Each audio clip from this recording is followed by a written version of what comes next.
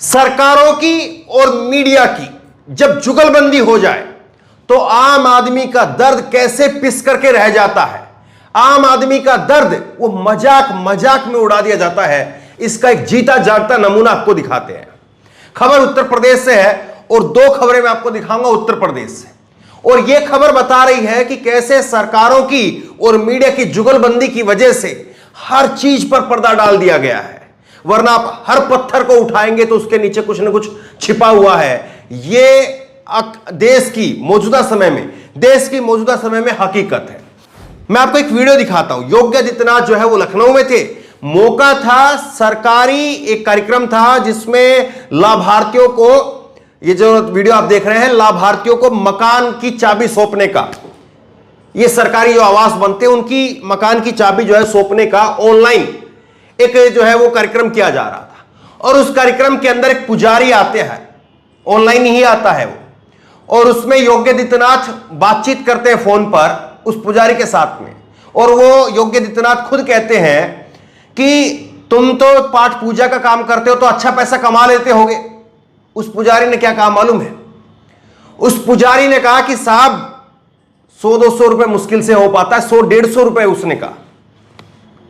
और फिर उसके बाद में सब लोग वहां पर हंसते हैं और हंसी हंसी में फिर कहते हैं कि नहीं चलो अच्छा है कोई नहीं, और फिर उसकी बात को दरकिनार कर दिया जाता है। सोच करके देखिए, सूबे के मुख्यमंत्री के सामने जिस पुजारी के लिए या जिस धर्म के लिए जितनी सारी बातें कही गई, उसका एक नुमाइंदा वो खड़ा होकर के कहता है कि हालत इतनी खराब है कि कमाई है नहीं, और जो काम हम करते हैं उसमें भी लोग जो है वो देने के लिए या लोगों के पास में देने के लिए पैसा नहीं है। ये हालत है 100-150 रुपए।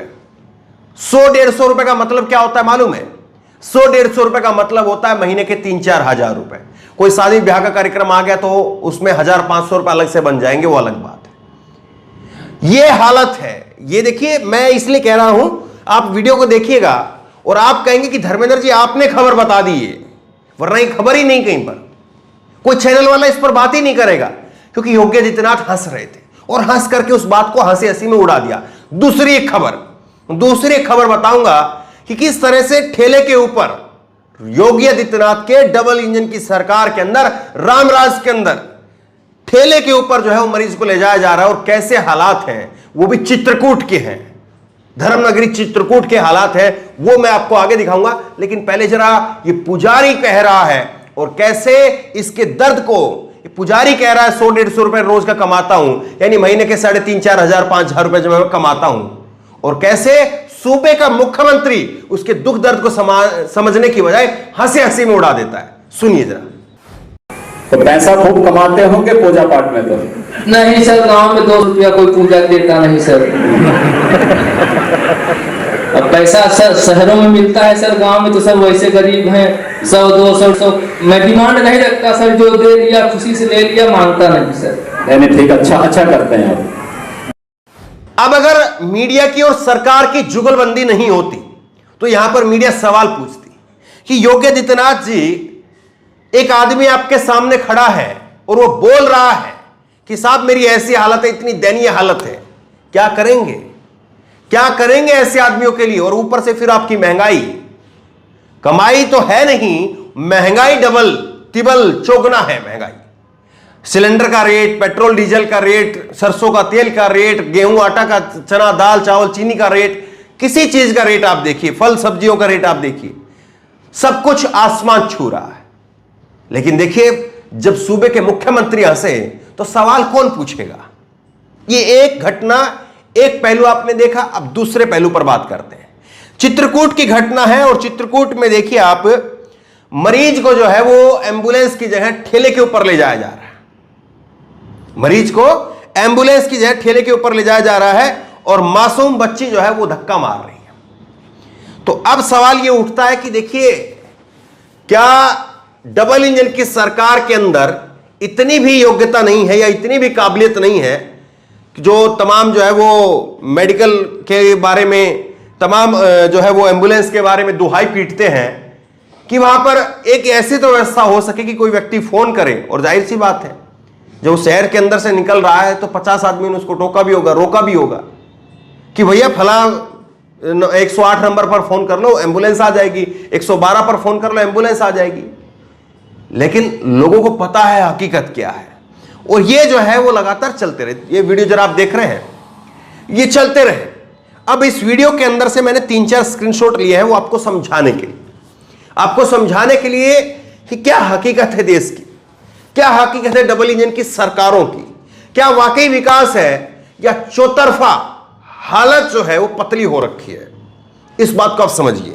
मैं कुछ एक स्क्रीनशॉट इसी जो वीडियो से मैंने लिए हैं मैं आपको दिखाता हूं। अब ये एक बीच में जो है, ये वीडियो जब चल रही थी, इसमें एक स्क्रीनशॉट आता है और इसमें देखिए क्या लिखा है। इसमें लिखा है दिव्य श्री राम कथा। नीचे आप देख रहे हैं ठेला है, ठेले के ठीक दूसरी तरफ राम कथा का बोर्ड लगा है। अब चित्रकूट की घटना है ये, चित्रकूट में ये सब कुछ हो रहा है। एम्बुलेंस है नहीं, लेकिन राम कथा सुनने का पूरी व्यवस्था है। एम्बुलेंस होता तो ठेले के ऊपर क्यों जाता? और क्या एम्बुलेंस थी, लेकिन इतनी पर्याप्त नहीं थी कि इस व्यक्ति तक पहुंच सके? जरा सोचिए इन बातों को। लेकिन राम कथा का, भजन कीर्तन का, धर्म का, मनोरंजन का लोगों का पूरा ख्याल रखा गया है, उसमें कोताही नहीं है। यह अच्छी बात है। अब कितनी अच्छी बात है इसको आप खुद समझ लीजिए। दूसरा स्क्रीनशॉट मैं आपको दिखाता हूं जो मैंने इसी खबर से लिया है। इसी खबर में दूसरा स्क्रीनशॉट आप देखिए। दूसरा स्क्रीनशॉट आप देखेंगे तो रोड का स्क्रीनशॉट है। रोड का स्क्रीनशॉट आपको दिख रहा है, और इसमें मैं क्या दिखाना चाह रहा हूं? इसमें मैं दिखाना और देखना ये चाह रहा हूं कि चित्रकूट के अंदर से ये व्यक्ति जा रहा है, ठेला लेकर के जा रहा है, आगे बोर्ड लगा है, लेकिन चहलकदमी नहीं है, सड़कों के ऊपर साधन नहीं है, वाहन नहीं है, यानी एक सन्नाटा है। लोग जो है जिस तरह से बाजार में, शहरों में, चित्रकूट जो है बड़ा जिला है, अगर वहां पर लोग नहीं आ रहे हैं, निकल नहीं रहे हैं, लोग खरीदारी में, बाजार में सन्नाटा है, तो फिर कैसे हालात होंगे? और बाजार के सन्नाटे की जब मैं जिक्र कर रहा हूं तो मैंने इसी वीडियो का एक और स्क्रीनशॉट निकाला। देखिए जरा आप, ये ठेला खड़ा है एक रेस्टोरेंट के सामने, और इस रेस्टोरेंट को जरा आप देखिए। रेस्टोरेंट में ये 3-4 काउंटर लगाए गए शीशे के बड़े बड़े वाले, और इसमें सामने के 2 काउंटर के अंदर थोड़ी बहुत मिठाई दिखाई दे रही है। बगल वाला जो काउंटर आप देख रहे होंगे शीशे के अंदर से, आपको शायद ना दिखे, लेकिन आप स्क्रीनशॉट लेकर के जूम करके देख लीजिएगा। ये आप देख रहे हैं खाली है। तो आप कुल मिलाकर के जो हालत है उसको समझने की कोशिश कीजिए। पुजारी है, वो कहता है 100-150 रुपए कमा रहा हूं, मुख्यमंत्री के सामने कह रहा है। क्या हालत होती होगी उसके घर की, क्या हालत होती होगी उसकी रसोई की, कैसे उसकी रसोई उसकी पत्नी चला रही होगी, उसका परिवार चला रहा होगा, कैसे उसके बच्चे पढ़ रहे होंगे, कैसे उनका शादी ब्याह का खर्चा चलता होगा, कैसे उनका रहन सहन का, नए कपड़े का, कहीं जाने आने का खर्चा चलता होगा। जरा उस बात को समझिए। दूसरा पहलू, जब कोई बीमार होता है तो किस तरह से सरकार जो है वो सक्षम नजर आती है या सरकार लाचार नजर आती है, वो आपको दिख रहा है। कुल मिलाकर के देश के अंदर जो मौजूदा समय है, उस समय के अंदर देश की जो भी सरकार हो, बीजेपी हो, कांग्रेस हो, जहां जिसकी सरकार हो, उसको पूरा दमखम लगा करके लोगों के मुद्दे पर, लोगों के लिए काम करने की आवश्यकता है। यह देश की हकीकत है। लेकिन कहां पर और किस जगह पर लोगों के ध्यान को अटकाया, भटकाया और लटकाया जा रहा है, यह सब आपके सामने है। और समझने की और सवाल उठाने की यही जो है वो जरूरत है कि आप सही मुद्दे पर, सही जगह पर जाकर के सवाल पूछिए, तब जाकर के जो है वो बात बनेगी। वरना एक मुख्यमंत्री के सामने अगर एक व्यक्ति कहता कि साहब मेरे 4,500-5 हजार रुपए की आमदनी है, और मुख्यमंत्री उसकी बातों को हंसी में उड़ा दे, इससे ज्यादा दुख की बात और कुछ नहीं हो सकती।